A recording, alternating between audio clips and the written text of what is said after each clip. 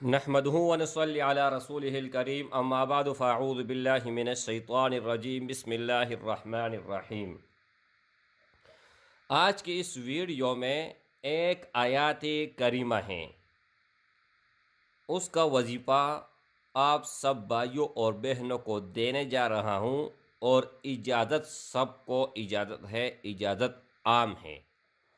लेकिन शर्त यह है मेरे भाई की वीडियो को अव्वल से लेकर आखिर तक ज़रूर देखें, क्योंकि जो तरीक़ाकार मैं बताने वाला हूँ आप लोगों ने पूरा का पूरा सुनना है और समझना है, तब जाके आप उसके ऊपर अमल करोगे और उस आयत करीमा के बाद दुनिया का कोई भी मकसद होगा, कोई भी नामुमकिन होगा, अल्लाह जल्ल शानुहू आपके लिए मुमकिन कर देगा। अगर आपकी दुआ किसी भी तरह कबूल नहीं हो रही तो आज की इस वीडियो में वो आयत आप सुन ले इंशाअल्लाह ताला और नोट कर ले अपने पास, तो अल्लाह जल्ल शानू के फ़ज़ल और करम से हर दुआ आपकी कबूल होगी, हर तमन्ना कबूल होगी, हर मुराद पूरी होगी, हर मकसद में आप कामयाब होंगे। लेकिन इजाज़त उन भाइयों और उन बहनों को होगा जो इस वीडियो को अव्वल से लेकर आखिर तक ज़रूर देखेगा और वीडियो को लाइक करेगा। अच्छा मेरे भाई, आयत करीमा रखने से पहले एक ज़रूरी जो बात बताना चाहता हूँ वो आप सुन लीजिएगा। ये आयत करीमा आप कुरान मजीद उठाकर भी पढ़ सकते हैं। आयत करीमा बहुत छोटी आयत है, बड़ी कोई नहीं है, ठीक है। और ज़बानी भी अगर आप याद करना चाहते हो तो तब भी ठीक है। आयत पूरा नहीं है, छोटा सा मुख्तसर एक हिस्सा है उसका और 2-3 अल्फाज है। वो क्या है? इन्नहु अलीमुम बिज़ातिस सुदूर, ये आयत करीमा है। यानी इन्नहु अलीमुम बिज़ातिस सुदूर, ये हर किसी को आना चाहिए।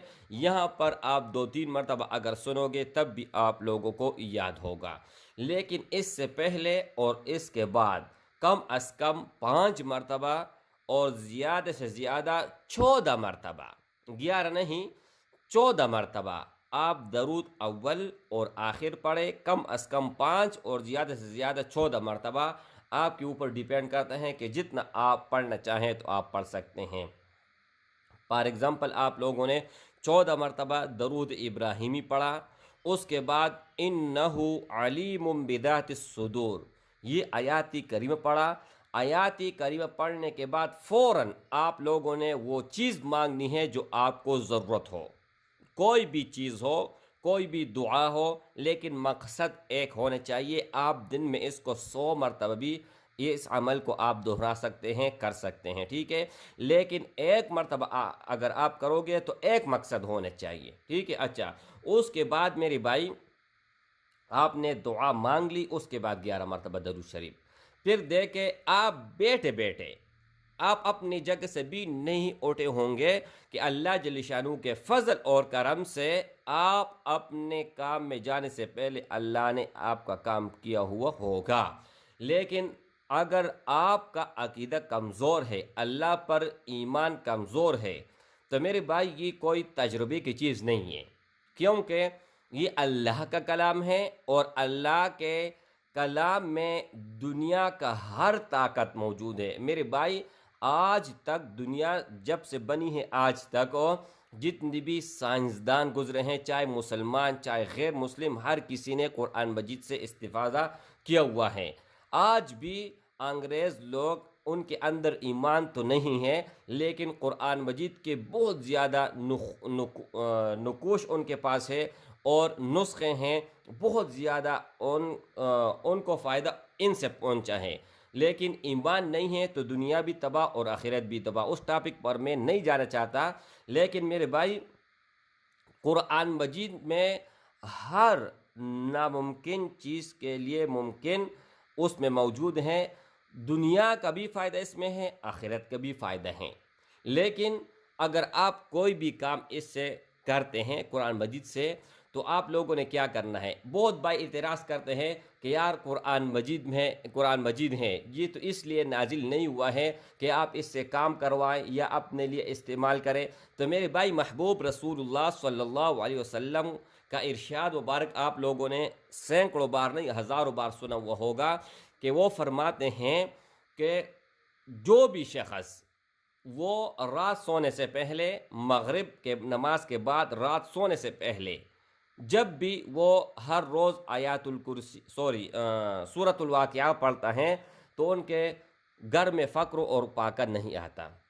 تو محبوب نے کیوں یہ ارشاد فرمایا ہے کہ آپ ہر گھر میں سورۃ واقعہ کے آپ تلاوت کریں مغرب کے بعد۔ تو میرے بھائی اللہ نے ہمارے رہنمائی کے لیے بھی نازل فرمائے ہیں، ہم اس سے ہر طرح کے فائدہ اٹھا سکتے ہیں، لیکن ایک بات لازمی یاد رکھیں کہ آپ لوگوں نے اس کو جائز مقصد کے لیے استعمال کرنا ہے، نہ کہ ناجائز۔ اگر ناجائز کے لیے استعمال کرو گے تو وبال آپ کے اوپر خود آئے گا، ان کے ہم کسی طرح بھی ذمہ دار نہیں ہیں۔